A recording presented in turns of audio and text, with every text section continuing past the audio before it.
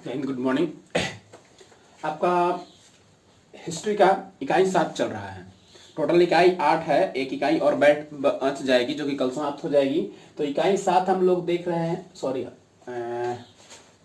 History लिखना था, अर्थव्यवस्था हो गया है। इतिहास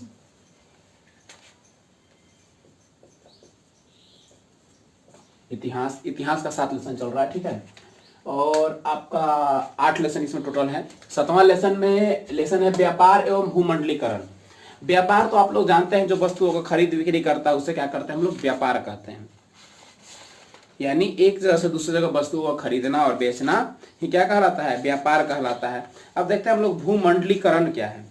तो ये लेसन जो है यही दोनों चीजों से जुड़ा हुआ है। तो भूमंडलीकरण कह रहा है कि भूमंडलीकरण वैसी प्रक्रिया है जो कि राजनीतिक, आर्थिक, सामाजिक और वैज्ञानिक और सांस्कृतिक जीवन को विश्वव्यापी तरीके से यानी पूरे विश्व से जोड़ने का जो काम करती है वही प्रक्रिया भूमंडलीकरण कहलाती है। यानी भूमंडलीकरण वैसी प्रक्रिया है जो कि हमारी संस्कृति, हमारी सभ्यता, हमारी सांस्कृतिक, हमारा आर्थिक, हमारा सामाजिक और हमारा वैज्ञानिक दृष्टिकोण से हमें विश्व से जोड़ने का काम करता है, वही कहलाता है भूमंडलीकरण। तो इन दोनों के बारे में आज हम इस लेसन में हम लोग चर्चा करने वाले हैं। देखते हैं कि उतनी महत्वपूर्ण लेसन अगर देखा जाए एग्जाम की दृष्टि से तो नहीं है, किंतु इसके कुछ टॉपिक जो है वो महत्वपूर्ण है। जैसे कि गिरमिट मजदूर होता है, 2 महायुद्धों के दरमियान अर्थव्यवस्था पर क्या प्रभाव पड़ा, 1950 के दशक में क्या परिवर्तन हुआ, ये सारी चीजें जो है वो कुछ टॉपिक इसके महत्वपूर्ण है, इसलिए इसको ध्यान से आप लोग देखिएगा। तो देखते हैं इसकी भूमिका। पहले हम देखते हैं कि व्यापार और भूमंडलीकरण की भूमिका क्या है। वो देखते हैं, कह रहा है कि वाणिज्यिक और व्यापार के अंतर्गत विश्व में होने वाली असाधारण आधुनिक युग का दिन है। यानी आज जो विश्व में हर एक गतिविधियां होती है उसका कहीं ना कहीं देन हमारा क्या है, व्यापार और वाणिज्यीकरण है, कॉमर्शियल जो ये है। कह रहा है कि व्यापार तो प्राचीन समय से ही है। इसका विकास सिंधु घाटी सभ्यता से ही हुआ, मिस्र मेसोपोटामिया की सभ्यता से ही हुआ। लेकिन व्यापार का केंद्र कह रहा है कि आधुनिक समय में ज्यादा प्रचलन हो गया है। यानी व्यापार तो बहुत पहले से हो रहा है, चाहे वो सिंधु घाटी सभ्यता हो, मेसोपोटामिया की सभ्यता हो, चीनी सभ्यता हो या फिर अपनी सिंधु सभ्यता हो, ये अलग अलग सभ्यताओं में व्यापार होते रहे हैं। किंतु व्यापार का जो केंद्र है वो बृहद हो गया, जैसे कि WTO, वर्ल्ड ट्रेड ऑर्गेनाइजेशन, विश्व व्यापार संगठन, जो कि पूरे विश्व को संगठित करने का काम करता है, जिसमें 190-93 देश करीबन हैं। वाणिज्यिक क्रांति के बारे में यहां कह रहा था। वाणिज्यिक क्रांति व्यापार के क्षेत्र में होने वाले आधारभूत व्यापार और विस्तार जो जल और स्थल मार्ग द्वारा विश्व के अन्य भागों में पहुंचाए जाते हैं, उसे व्यापार क्रांति कहते हैं। यानी व्यापार क्रांति यानी क्या, विश्व के एक भाग से दूसरे भागों तक, चाहे वो जल हो, स्थल हो या गगन हो, उस माध्यम से वस्तुओं को आदान प्रदान करने की प्रक्रिया ही व्यापार क्रांति कहलाती है। अब कह रहा है विश्व बाजार उस तरह का बाजारों में से जहां विश्व बाजार हम कहेंगे, जहां विश्व के सभी देश, आम जो लोग हैं वो खरीद और बिक्री कर सकते हैं। यानी विश्व बाजार वैसे बाजारों कहेंगे जहां विश्व के सभी लोग वस्तुओं को खरीद और बेच सकते हैं आसानी से, सरलता से, सहजता से, तो वो विश्व व्यापार के तहत आएगा। जैसे कि हमारे भारत की आर्थिक राजधानी हम लोग बंबई को कहते हैं। भारत का क्या कहते हैं हम लोग, आर्थिक राजधानी कहते हैं, ठीक है, मुंबई को। कह रहा है कि एक बाजार व्यापारिक केंद्र होता है और इस काल में विश्व बाजार जो है स्पष्ट रूप से सामने आया है, जिसमें कह रहा है कि अलेक्जेंड्रिया नामक बड़ा व्यापारिक केंद्र की भी चर्चा कहीं मिली है। यानी कहीं कहीं कह रहा है कि अलेक्जेंड्रिया नाम के व्यापारिक जो केंद्र है उसकी भी चर्चा मिली है। यह शहर 3 महादेशों अफ्रीका, एशिया और यूरोप का व्यापारिक केंद्र था। यानी ये जो पहले का था, जहां पे कह रहा है कि एशिया, यूरोप और अफ्रीका महादेश का यह व्यापारिक केंद्र था, जो कि इस शहर में लाल सागर के मुहाने यानी वर्तमान में जो मिस्र है, महान यूनानी विश्व विजेता सम्राट सिकंदर ने स्थापित की थी। यानी ये जो अलेक्जेंड्रिया जो बाजार है, अलेक्जेंडर उसी का नाम है ना, अलेक्जेंडर सिकंदर का ही नाम था, तो उसने एक बाजार की स्थापना की थी जिसका नाम अलेक्जेंड्रिया ही था, ऐसा कहा जाता है। इतिहासों में ऐसा वर्णन है। आधुनिक काल के उदय में कह रहा है भौगोलिक खोज, पुनर्जागरण, राष्ट्रीय राज्य को उदय में वाणिज्यिक क्रांति का प्रमुख जन्म देता है। यानी लगातार उद्योग धंधे बढ़ रहे हैं, भौगोलिक खोज हो रही है, राष्ट्रीय राज्यों का उदय हो रहा है, तो कहीं ना कहीं व्यापार भी तो अपनी बढ़ती जाएगी। इस मायने में देखा जाए तो विश्व व्यापार का स्वरूप, ज्यादातर विश्व बाजार का स्वरूप बढ़ता जा रहा है। कह रहा है कि विश्व बाजार का स्वरूप और विस्तार के बारे में हम लोग देखेंगे, इसका स्वरूप क्या है और इसका विस्तार क्या है। तो कह रहा है कि 18वीं शताब्दी के मध्य भाग में इंग्लैंड में बड़े बड़े कारखाने खोले गए, यानी 18वीं शताब्दी की शुरुआत में क्या हुआ, इंग्लैंड में बड़े बड़े कारखाने खोले गए और उसको उत्पादन भी हुआ और कारखाने में वाष्प इंजन से चलने वाले इंजन का निर्माण किया गया, जिससे वस्तुओं को आदान प्रदान करने में काफी आसानी हुई। यानी रेलवे की शुरुआत की गई, पहले तो वाष्प इंजन कोयला से ही चलता था ना, तो उसकी शुरुआत की गई, जिसके कारण क्या हुआ, वस्तुओं को एक जगह से दूसरी जगह ले जाने में बहुत आसानी होने लगी, जिससे कोई समस्या उत्पन्न नहीं होती थी।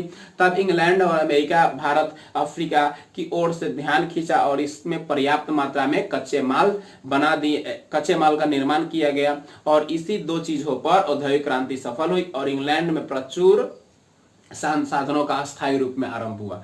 यानी इसके तहत वहां पे क्या हुआ, बृहद मात्रा में और कारखाने लगाएगा ताकि बड़े बड़े शहरों में इसका उत्पादन किया जाए और औद्योगिकरण के कारण बड़े बड़े शहर भी स्थापित किए, क्योंकि बाहर से मजदूर गांवों से आकर वहां पर बसते थे और बड़े बड़े उद्योगपति के साथ साथ वो लोग भी वहां पे रहते थे।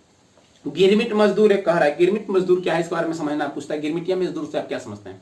तो कह रहा है गिरमिटिया मजदूर औपनिवेशिक देशों में, यानी जिसपे किसी और देश का शासन होता है उसे औपनिवेशिक कहते हैं। औपनिवेशिक देशों में ऐसे श्रमिक यानी ऐसे मजदूर जिन्हें एक निश्चित समझौता करके निश्चित समय के लिए शासित क्षेत्र में ले जाया जाता है, जिसे मुख्यतः नकदी फसल, गन्ना का उत्पादन इत्यादि कार्यों में लगाया जाता है। यानी कह रहा है कि औपनिवेशिक देशों में, यानी जो गुलाम देश है उस देशों में मजदूरों को किसी नियम के तहत बांध करने का मतलब हाथ पर बांध कर नहीं, यानी उसको मजबूर करके एक निश्चित समय के लिए, एक निश्चित मतलब अवधि के लिए उसको रखा जाता है, उससे काम करवाया जाता है, वही गिरमिट मजदूर होता है। जैसे पहले में गुलाम पत्ती होती थी ना, गुलाम बना के रखना, जिससे आप लोग देखो घर में हरवाहा रहता था, बैल जानवर को खिलाने वाला रहता था, जो कि फिक्स है कि हमारे यहाँ ही रहेगा, पूरा उसका वंशज, बेटा पोता पर पोता, वैसे वही क्या कहलाता था, गिरमिटिया मजदूर कहलाता था। ठीक है, जो कि अन्य अन्य कार्यों में लगाया जाता है। पंजाब हरियाणा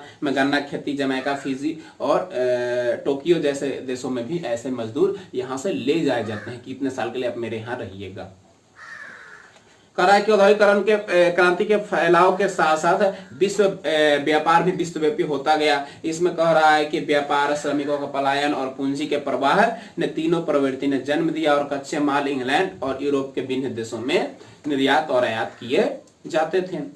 कह रहा है कि एक समझौता अनुबंध के तहत यूरोपीय देशों में वहां फिर अपने प्रभाव के क्षेत्र को बढ़ाने लगा, क्योंकि मजदूरों की मजदूरी बहुत कम होती थी और उन्हें कृषि कार्य में नकदी फसल, चाय, गन्ना, तंबाकू का उत्पादन में रहता था। यानी कह रहा है गिरमिटिया मजदूर जो होते थे, प्रतिबंधित मजदूर, उनको क्या किया जाता था, ले जाया जाता था यहाँ से यूरोप, लेकिन उनको आय बहुत कम दिया जाता था और उनको बहुत कठिन कार्यों में जैसे कि चाय, गन्ना और तंबाकू के उत्पादन में लगाया जाता था और इसी कारण उन्हें गिरमिटिया मजदूर कहा जाता था। उसको प्रतिबंधित मजदूर भी कह सकते हैं, ठीक है, अनुबंधित मजदूर भी कह सकते हैं, प्रतिबंधित भी कह सकते हैं, गिरमिटिया भी कह सकते हैं, both are all are same, not different. ठीक है, कह रहा है कि पूंजी पलायन के अंतर्गत यूरोपीय देशों में उद्योगपति क्रांति से भारी लाभ हुआ और जिसके कारण रेलवे लाइन का निर्माण, खदान में कोयले का निकालने के लिए, चाय, कॉफी, रबर, कपास इत्यादि नकदी फसलों के लिए बड़ी मात्रा में पूंजी का लोग निवेश करने लगे। अब कह रहा है विश्व बाजार की उपयोगिता, यानी विश्व बाजार जो है WTO जिसे कहते हैं, विश्व बाजार को क्या कहते हैं, WTO, वर्ल्ड ट्रेड ऑर्गेनाइजेशन। ठीक है, विश्व व्यापार संगठन इसको कहते हैं। एक होता है WHO, तो वो विश्व स्वास्थ्य संगठन होता है, WTO है।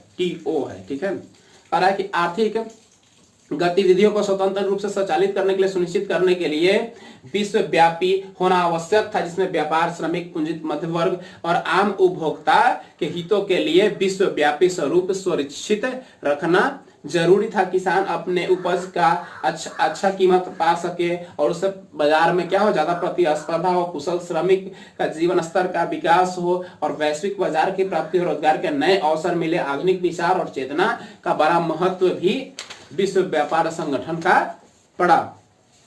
कह रहा है कि इससे लाभ और हानियां क्या है, तो देख लेते हैं थोड़ा सा। कह रहा है कि विश्व बाजार और व्यापार संगठन उद्योग को तीव्र गति से बढ़ावा मिला। व्यापार उद्योग में पूंजीपति, मजदूर और श्रमिक मध्य वर्ग तीन नाम की शक्तियां सामाजिक जन्म लेकर उभरी। यानी इसमें तीन प्रकार के लोग हुए, एक पूंजीपति जो अमीर हुए, दूसरा हुआ जो मध्यम वर्ग के लोग हो गए यानी कमाने खाने वाले, और श्रमिक वर्ग यानी मेहनत करके जीने वाले लोग हो गए।